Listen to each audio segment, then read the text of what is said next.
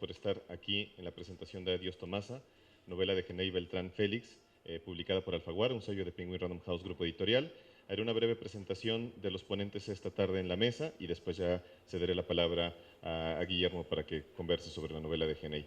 Está aquí con nosotros Guillermo Arreola, él es pintor y escritor, ha publicado cuento, poesía y crónica en diversos medios nacionales y es autor de 2 libros, Fierros bajo el agua y Traición a domicilio. Le damos las gracias a Guillermo por estar esta tarde con nosotros platicando de Adiós Tomasa.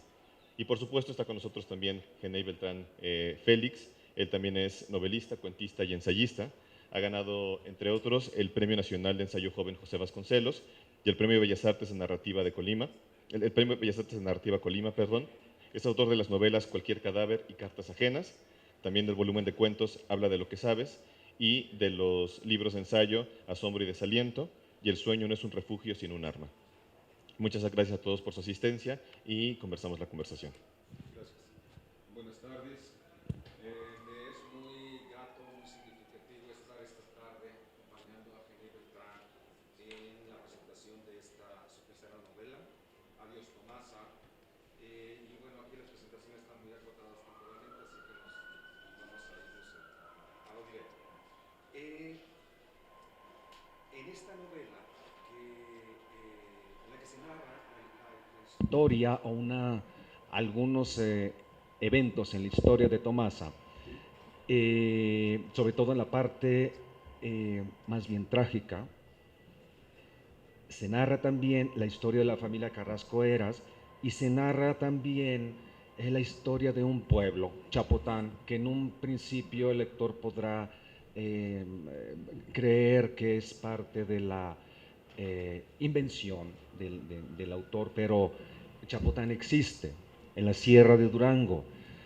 De alguna manera, yo ya lo había comentado, ya te lo había comentado en una plática personal, a mí me parece que Adiós Tomasa, en toda esta recuperación que hace de los ambientes y del mundo rural, abre de nuevo la posibilidad de la literatura rural en México, lo cual parecía que se había terminado ya, o por lo menos había quedado sellada por un buen tiempo por autores como Juan Rulfo o como Yáñez. ¿Qué hay de todo esto? ¿Cuál es tu percepción sobre lo que puede suscitar, lo que podría suscitar Adiós Tomasa en este sentido? Yo lo que percibo, lo que siento es que con Adiós Tomasa tú acabas de reabrir las posibilidades narrativas de la vida rural. Muchas gracias Guillermo, muchas gracias a ustedes por estar aquí, a la editorial, a la Feria de Minería, por supuesto, por su hospitalidad. Es un tema que para mí fue muy importante mientras estaba escribiendo la novela, porque hoy en día el 99% de los novelistas están escribiendo historias urbanas y el lector en cierta forma está educado a esperar escenarios de las ciudades. Sí es respuesta a un fenómeno histórico, la migración del campo a la ciudad. Es esa también la historia de mi familia. Yo tenía 9 años cuando mi familia emigró de Chapotán, en el Triángulo Dorado, en el extremo occidental de Durango, a Culiacán, que aunque no lo saben ustedes, pero es una megalópolis, ¿no? Es el Nueva York de por allá. Y el cambio para uno era enorme, ¿no? Yo esta novela la quise escribir desde los 16 años, cuando decidí que quería ser escritor. Decidí que esta era la historia que yo quería contar. Me tardé varios años en terminarla, en empezarla, soltarla, escribir otras cosas, luego regresar, empezarla otra vez. Y mientras la estaba escribiendo yo veía esa dificultad de cómo establecer un vínculo, un nuevo contrato con el lector, donde venciendo esos fantasmas del influjo de Rulfo o también de García Márquez, que llegó a dejar una impronta muy dura, a ratos castrante para los novelistas de Hispanoamérica a la hora de abordar el ámbito rural, y de algunos otros autores como Heraclio Cepeda o Daniel Sada, o en el campo de la dramaturgia Oscar Liera.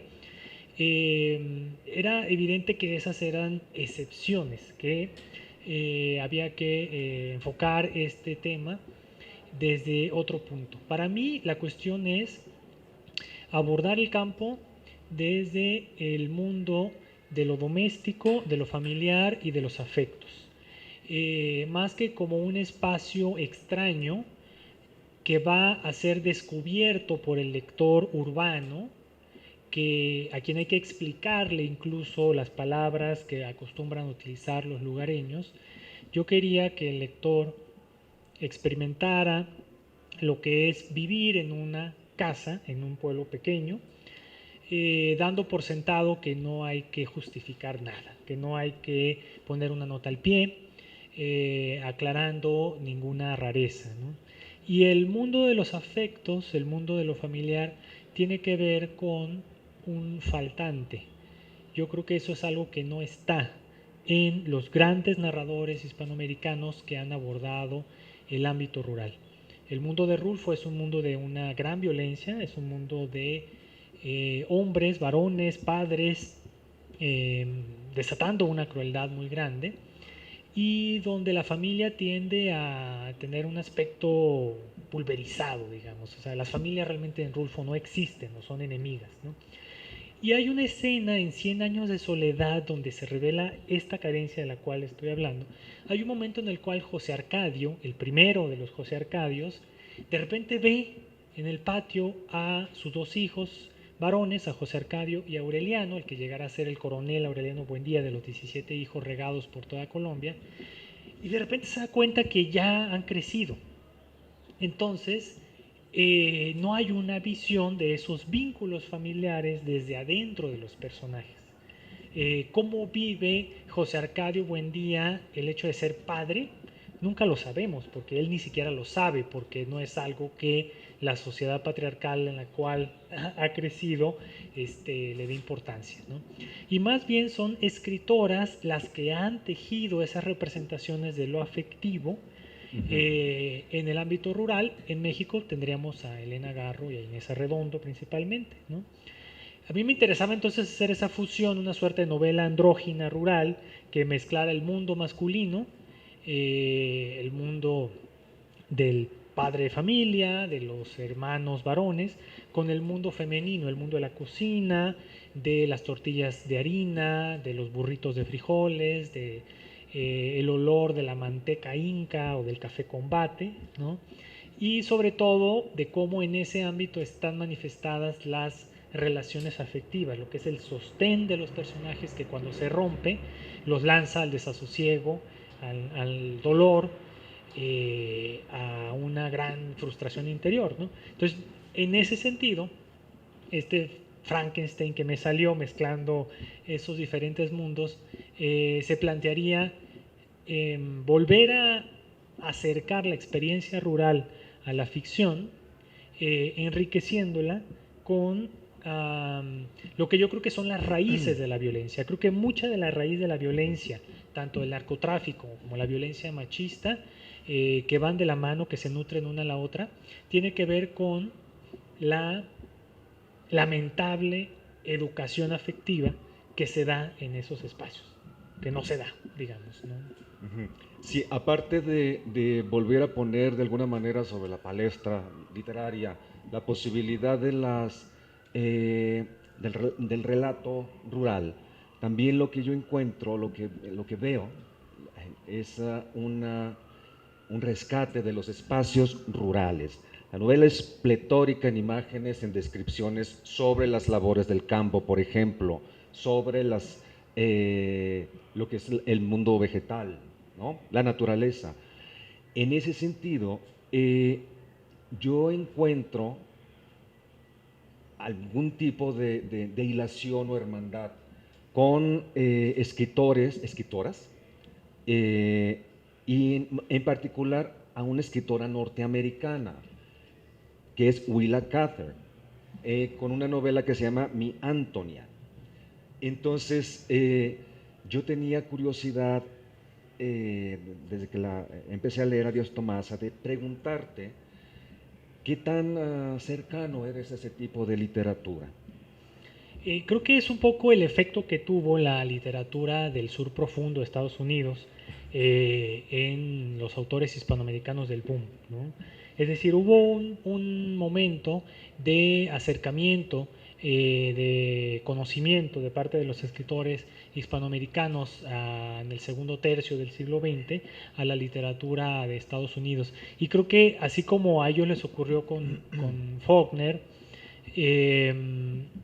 la experiencia de autoras como Willa Cather o como Eudora Welty o como Flannery O'Connor es importante para el tratamiento de la violencia, porque sí son sociedades muy patriarcales, son sociedades de una violencia que puede estallar en cualquier momento y que se justifica en ese orden de cosas, pero hay una posibilidad de expresar esto desde, digamos, desde las orillas, desde la búsqueda oblicua, ¿no?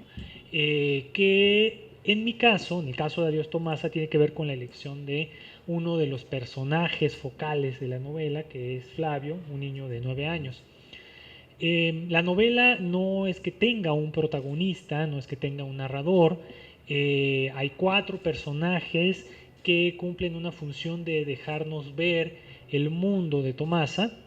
El primero es Flavio y es con el cual se quedan casi todos los reseñistas y incluso es como el que se ha ganado la rifa, ¿no? Flavio es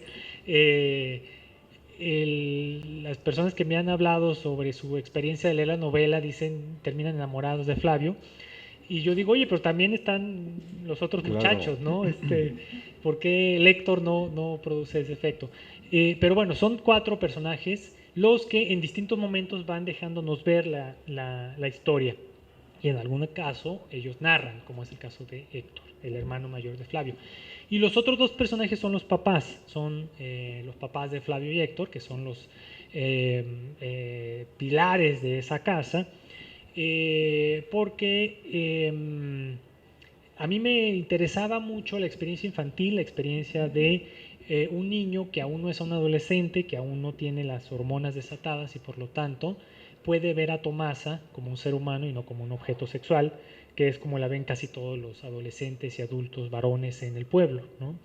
Y al mismo tiempo él puede ir y venir del mundo doméstico, del mundo de la cocina, de estar agarrado a las faldas de su mamá, a el mundo de los varones, el mundo de la tienda de abarrotes, de su papá, de los narcos que se aparecen por ahí.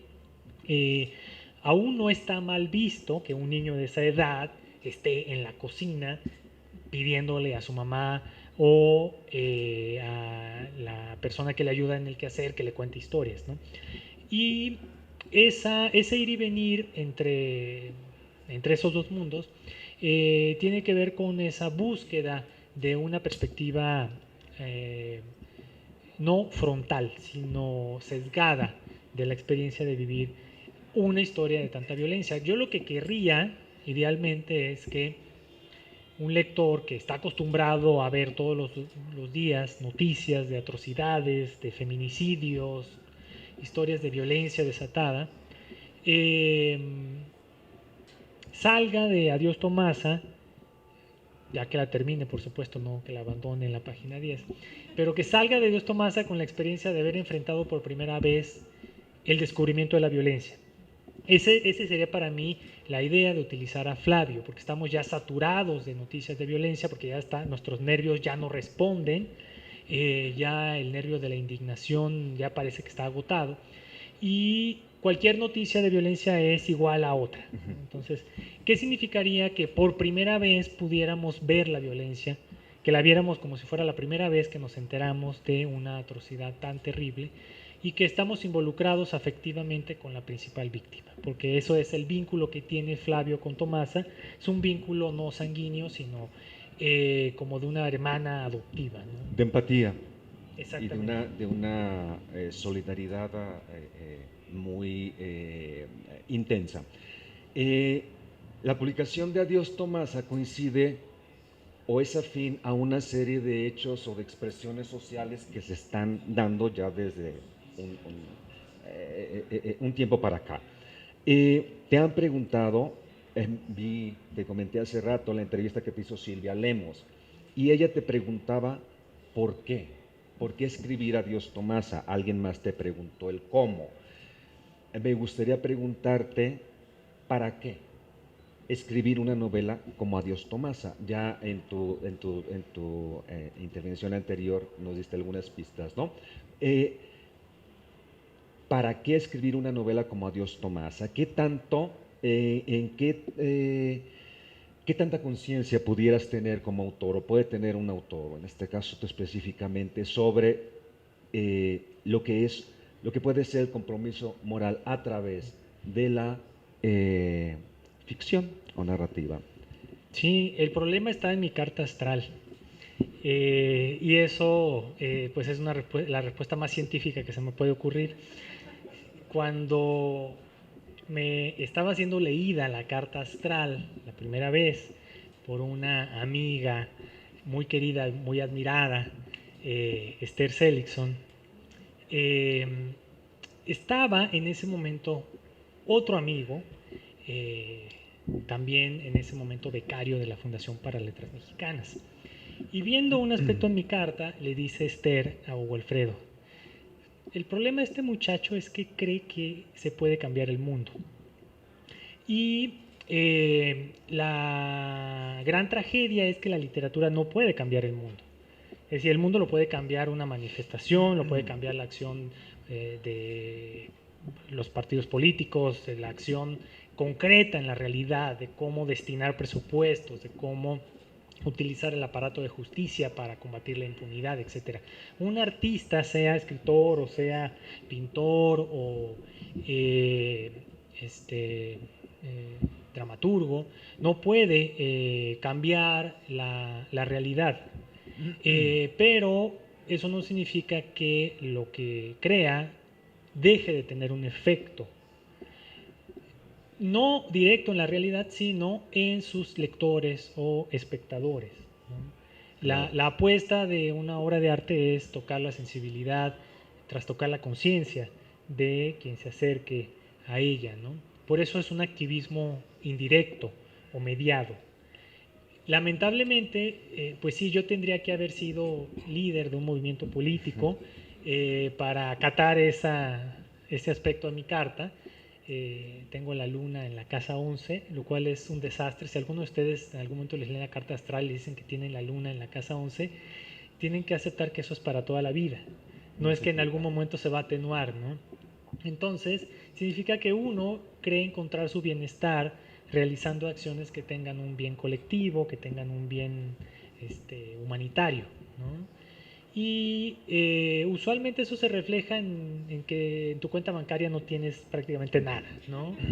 Y en una novela, y sobre todo una novela como esta, para mí estuvo siempre el cuestionamiento de qué sirve escribir una novela si lo que cambia la realidad es una ley, una acción política, la actuación directa en la realidad, ¿no? Por eso en la novela está incorporado, o pretendí dramatizar ese dilema ético de el mundo sigue degradándose, el mundo sigue su viraje hacia la crueldad, mientras yo estoy aquí encerrado dedicando 6 años a escribir una novela que es un diálogo silencioso, es un diálogo solitario. Lo peor de escribir una novela es que no puedes hablar de ella con nadie. Puede que alguien te escuche una vez, te pregunten de qué estás escribiendo y tú les digas, ¿no? Pero tiene que ser un amigo muy querido, tiene que ser un colega que entienda de estas dinámicas, porque la gente normal a la segunda vez ya está harta de que le cuentes de qué estás escribiendo. Claro, es como cuando se intenta contar los sueños, ¿no? Que puede llegar a ser una de las experiencias más soporíferas. Para uno es fascinante, claro, pero para quien te escucha ya quiere cambiar el tema, ¿no? Entonces, como es una experiencia muy solitaria, no tiene un efecto real, no tiene un efecto en ningún lado, ¿no? Y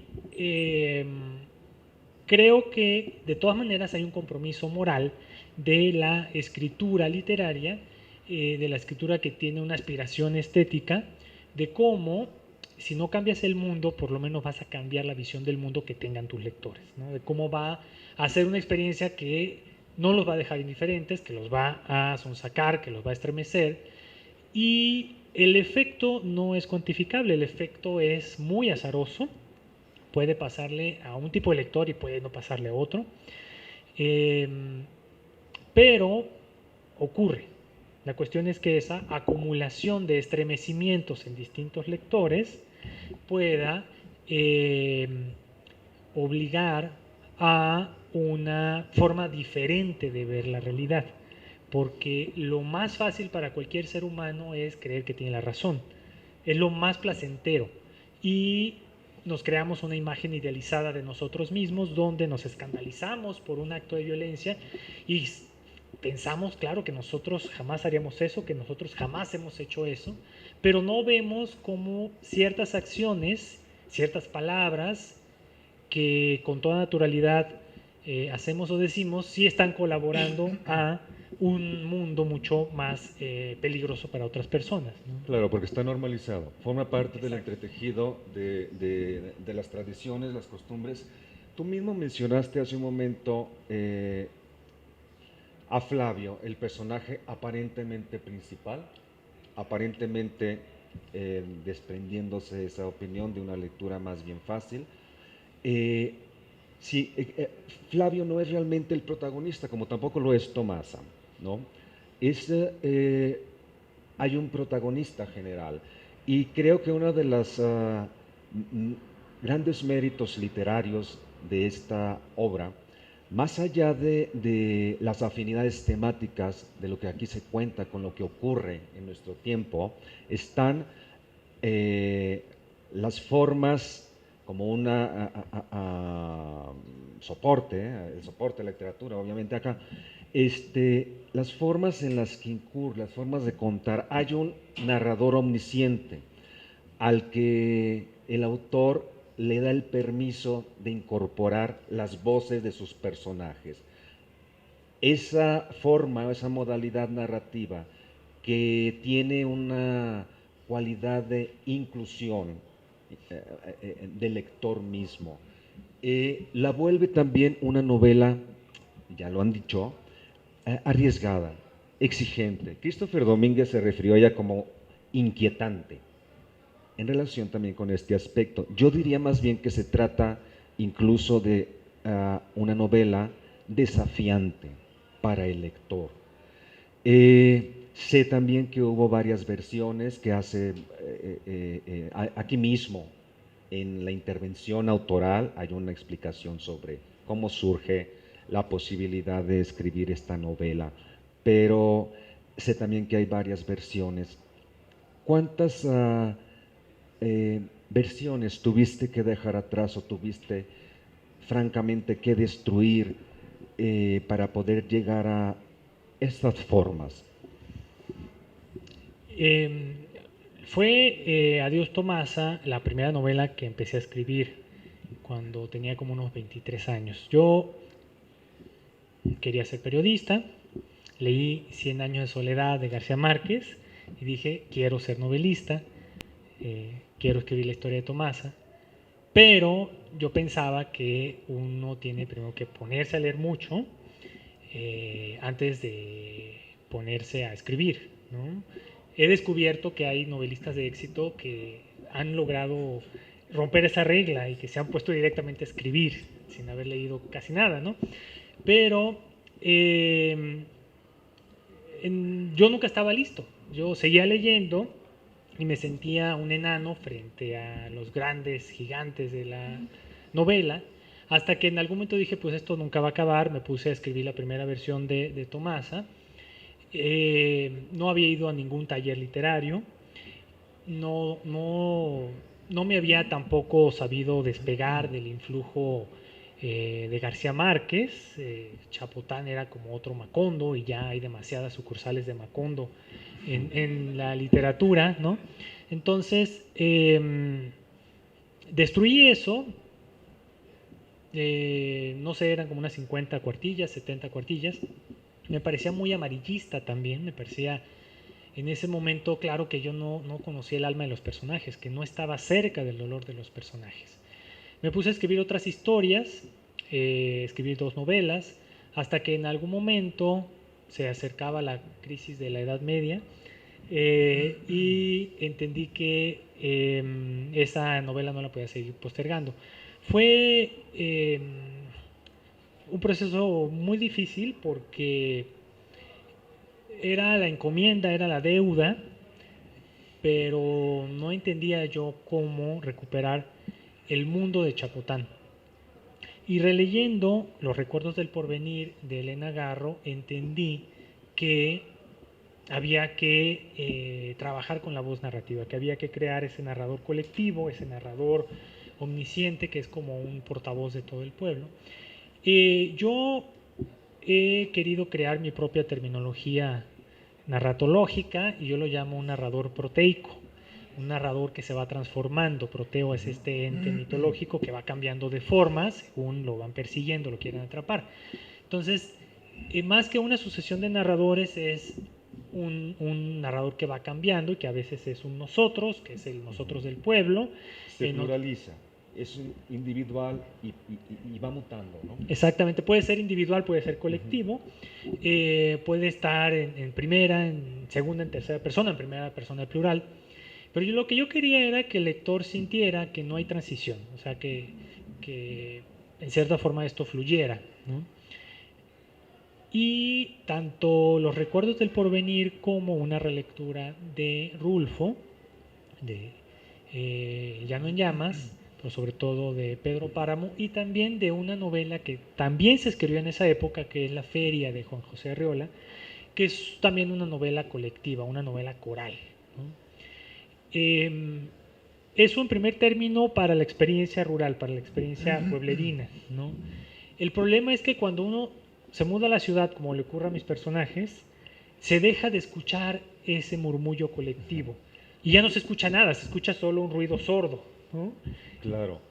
Y como le ocurre a tus personajes y como le ocurrió a Genei Beltrán. Respecto a eso, quiero decir que, por ejemplo, en mi experiencia como lector, para mí ha sido pues fascinante poder volver a un lugar de la memoria. Genei Beltrán es de Tamazula y yo nací a 2 distancias de ese lugar, precisamente en la Sierra de Durango.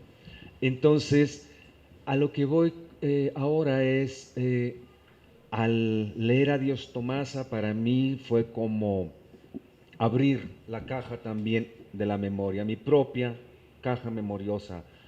Y lo que reconozco y lo que quiero preguntarte es cómo se desprende uno del dolor de la memoria para poder contar. Porque si no hay esa separación o demarcación, me parece que no ocurre o se cierran las posibilidades de narrar, de poder decir, ¿no? El reto era en ese sentido importante para mí por la vinculación afectiva con la Tomasa Real. Una persona a quien yo conocía, a quien yo quería mucho, era como mi hermana. Y la deuda en el tiempo, sin haber escrito a Dios Tomasa, era sobre todo una deuda con ella, a quien no he vuelto a ver y no sé si vive aún, ¿no? Pero la ficción no es en realidad crónica, no es solo testimonio, no es solo periodismo. El reto de un novelista es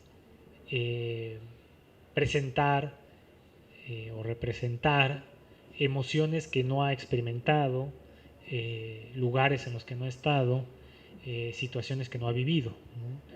Entonces sí es un libro muy personal, pero no es un libro autobiográfico. Ya me han preguntado si yo soy Flavio. En realidad no, mi vida es mucho más aburrida. Flavio es más carismático, creo, es más inquieto. Y en realidad pues a mí me interesaba que el personaje fuera la familia. O sea, que el protagonista, en efecto, no es Tomasa, porque era también un problema ético, como usurpar una experiencia de dolor que pudiera verse oportunista, ¿no? Y el protagonista entonces para mí es la familia Carrasco Eras, de la cual forma parte Tomasa. Es ahijada de María y de Eutimio, y es la hermana adoptiva de Flavio. No solo porque en México la familia es muy importante, sino porque para entender el fenómeno de la violencia y el dolor de las víctimas, creo yo, no lo podemos ver de manera individual. Creo que ese es uno de los aspectos que no se entiende, que no se considera, no solo en el plano político, en el plano de las instituciones, sino también en el plano de las representaciones artísticas sobre la violencia en México. No es que de repente salga de la nada un gatillero, un capo del narcotráfico, y decida, como si fuera el señor Burns de Los Simpson o un científico loco, hacer el mal solo por hacer el mal. Hay un entramado familiar roto, disfuncional, dolorosamente roto, que no se nos educa a ver, ni se nos educa tampoco a reconstruir, porque parece que no hay salvación de eso. O sea, que la familia en México es un infierno y va a ser siempre un infierno y solo va a provocar dolor, ¿no? Yo estaba ya un poco cansado de las visiones pesimistas, de las visiones fatalistas que el arte mexicano de estas 2 primeras décadas ha dado y en el cual yo he contribuido. Mi novela anterior es una novela como para cortarse las venas con pan Bimbo, ¿no?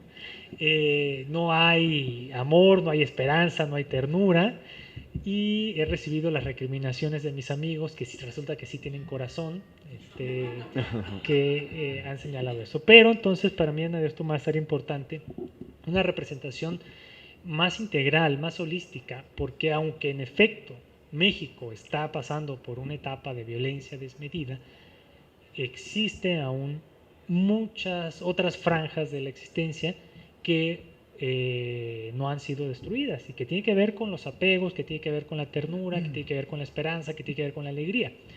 Creo que es importante representar eso. Y yo tuve esa epifanía una vez que estaba hablando con un amigo sobre la película El Infierno de Estrada, que es un festival de apocalipsis violento, ¿no? Es así como ya este país no tiene futuro, el último que salga que apague la luz, ¿no?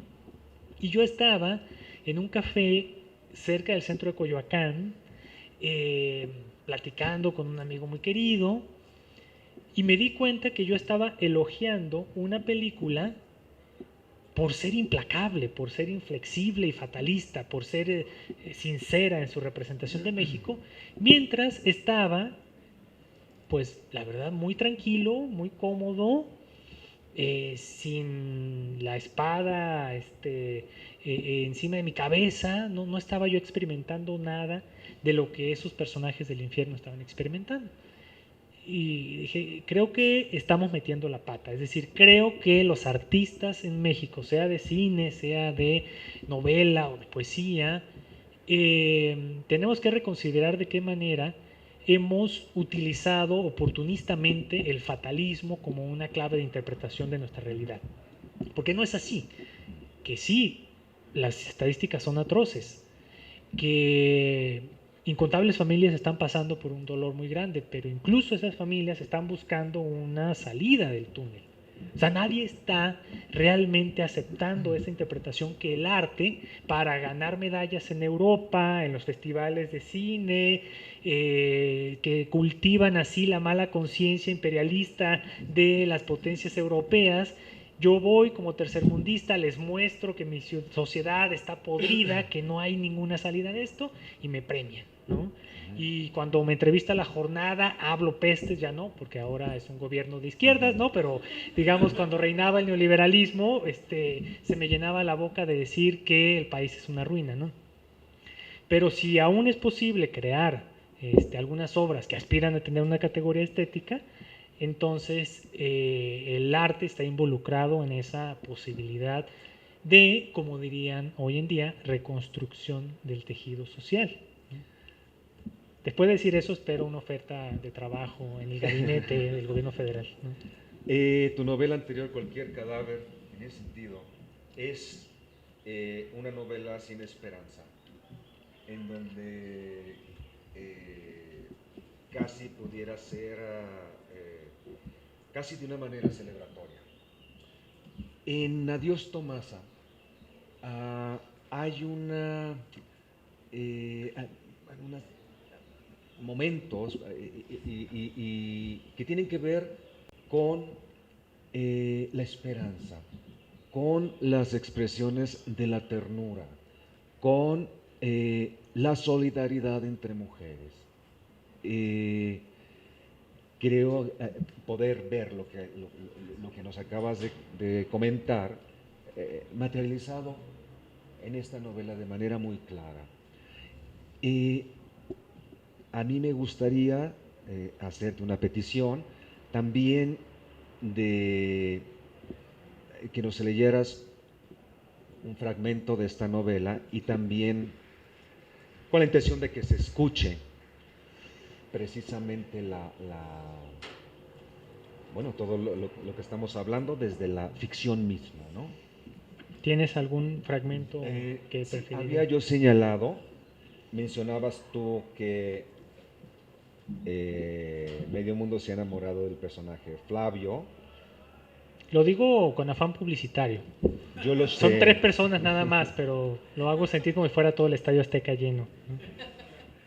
A mí me sedujeron más los personajes femeninos y en particular, bueno, el personaje de María o Maruca, que es, pues de alguna manera también una matriarca entre las mujeres, es víctima de una forma de patriarcado, con ese marido espantoso, pero ella, dentro de lo que es el gremio de las mujeres, es una matriarca. Luego está este personaje que creo que es el que me dejó más enamorado, que es la Meme. Sí. Quiero hacer nada más un paréntesis. Yo he escrito con la gran libertad y confianza que da el saber que nadie en tu familia te lee. Y eso es algo inapreciable. Quien tiene, un escritor que tiene una familia muy culta, sufre muchísimo, ¿no? Y yo, pues no. Lamentablemente con Adiós Tomasa terminó eso, porque mi mamá se puso a leer la novela. Y yo estaba que no hallaba la puerta, estaba preocupadísimo, ¿no? Y un día que le hablo me dice, oye, qué buena memoria tienes. Porque cuando eso pasó eras muy chico. Y yo le digo, nada, pero es imaginación, casi todo está inventado. ¿Qué temías? Que identificara... No, que me demandara. Y entonces me dice, con el tono de voz que usa cuando es algo inapelable, yo sé que está inventado y yo sé que fue real. Y entonces ya me quedé callado. Y el personaje de la Meme es la niñera de Flavio, cuando Flavio tiene 1 año y medio, y es un personaje muy diferente a María, porque la Meme está muy enamorada y ha sido separada a la fuerza de su novio, con el que se huyó, como decíamos allá. Es decir, ella es agente de su placer, ella es agente de sus afectos, pero sufre esa imposición familiar. La Meme canturrea, a la ruru nene, a la ruru ra. Él se adormece en sus brazos, ella lo recuesta en la cuna, le sonríe, recarga la cabeza sobre el brazo derecho, se recarga sobre el borde de la cuna, mueve la mano displicente, le toca con los dedos la planta del pie por sobre la tela del mameluco. Él patea desde el grosor dulce del sueño. Ella sonríe y enarca los ojos. Con la izquierda se aferra a la pierna del niño, le hace cosquillas en la planta del pie. El niño dibuja otra patada en el aire, aunque ahora sin fuerza. La mano izquierda de la Meme lo detiene. Él rezonga sin salirse de las lindes del sueño, frunce las cejas, se revuelve desde el tronco, mueve el cuello, tose. No lo esté chinchando, niña, déjalo dormir. La Meme escucha a sus espaldas la voz de la tía Maruca. como si despertara de un sueño que la mantuvo despierta para de un modo más insospechado robarle muy lejos la voluntad, ella se da media vuelta. Sonríe nerviosamente. Se ve tan tiernito, tía. Nada más lo estaba acariciando. En estos pueblos, pues hay raptos, hay balaceras, hay muertes violentas, y eso es lo que luego nada más se reporta cuando se habla de la violencia del narcotráfico. Pero también hay bebés que son acariciados o son molestados por sus niñeras, y también hay gente comiendo burritos de frijoles con tortillas de harina.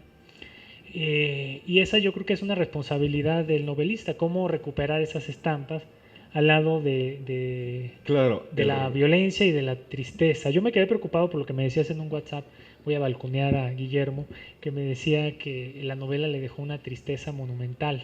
profundísima, profundísima. Creo que tiene que ver con mi propia, a lo mejor, historia de vida, una parte de vida, ¿no? De repente, pues así creo que funciona la memoria, los juegos de la memoria, ¿no? Habrá etapas en que recordar algunas cosas te provoquen determinadas emociones. Yo me quedé pensando, chin, esta era la novela feliz que yo había escrito, esta era la novela con esperanza, ¿no? Pero bueno, intentaré yo con otra. No sé, ¿tenemos preguntas? ¿Solo 5 minutos? ¿Alguien quiere hacer una pregunta, un comentario al autor? Mencionabas a Faulkner, una tradición con... Gracias. Mencionabas a Faulkner, a García Márquez, como toda esta playa de autores. ¿Tú equipararías un poco lo que fue la guerra de secesión de Estados Unidos en el siglo XIX y cómo repercutió en la narrativa con un poco con la guerra del narco y con esta violencia? Rulfo habla de los cristeros y de alguna manera la Revolución Mexicana, ¿no? Estos hitos en la historia, donde tú vienes y como tú lo has visto, esta sociedad de Sinaloa, de Durango, ¿tú lo equipararías con una guerra de secesión de esas dimensiones? Yo creo que por lo menos en términos literarios sí, Héctor Iván, va a ocurrir eso, como ocurrió con la novela de la Revolución. Es decir, es un momento que sobrepasa las fechas en las cuales ocurra. Estos hechos que se narran ocurren en 1983, 1984 en su parte principal, aunque termina en 2014. Y es una distancia de 35 años, ¿no? Esa es mi distancia histórica, digamos.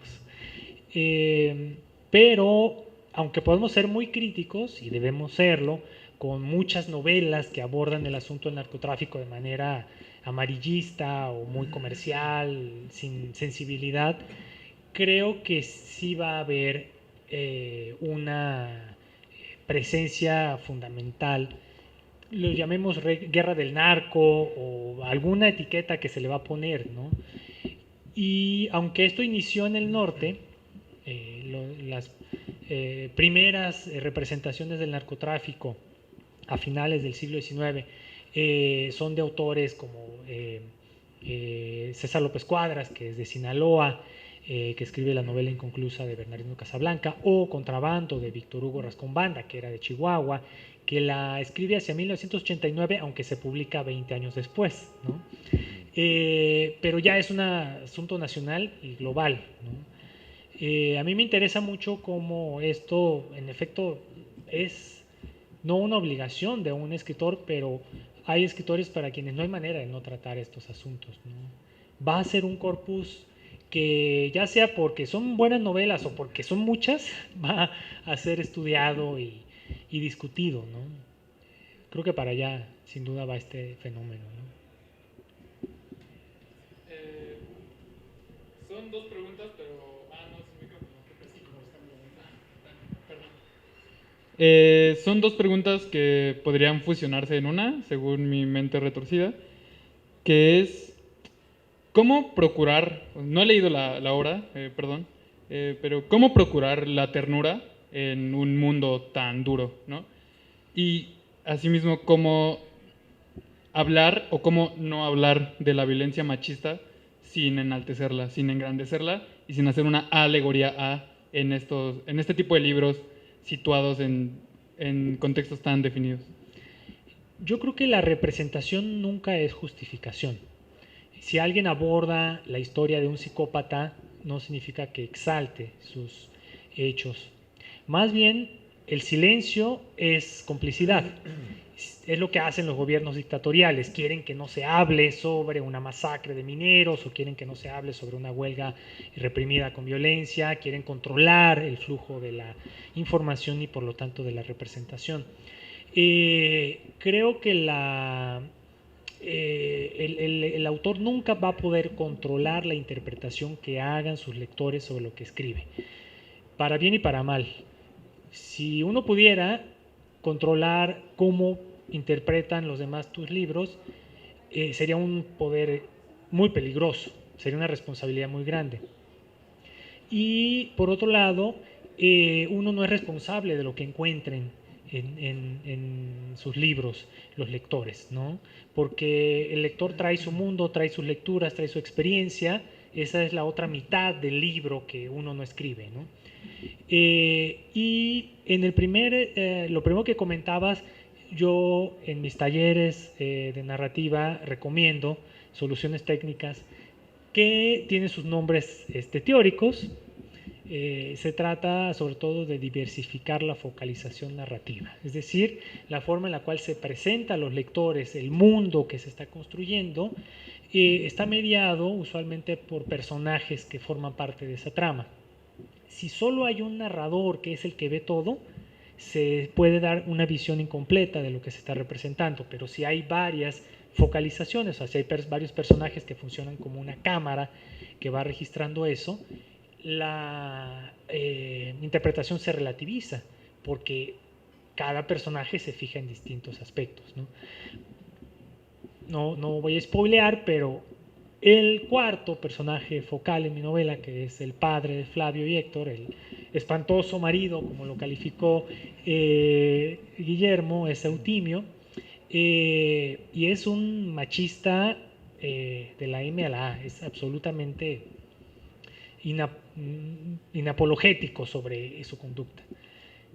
Creo que era mi responsabilidad como novelista no solo representar el dolor emocional de María cada vez que se entera de las infidelidades de su marido, cómo él justifica y le echa en cara, sino también representar cómo vive él su visión de la sexualidad masculina, o sea, cómo él considera que tiene el perfecto derecho de tener relaciones sexuales con cuantas mujeres pueda, ¿no?